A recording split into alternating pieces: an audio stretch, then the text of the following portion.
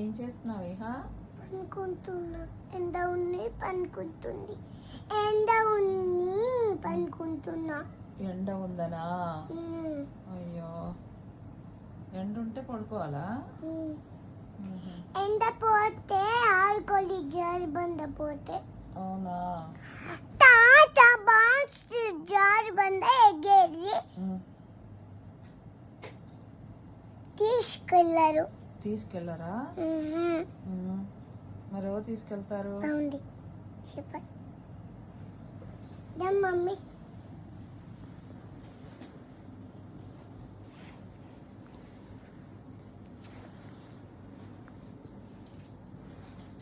Sun వస్తే ఏం చేయాలి విహా? ఏదో చెప్తావే. సన్ వస్తే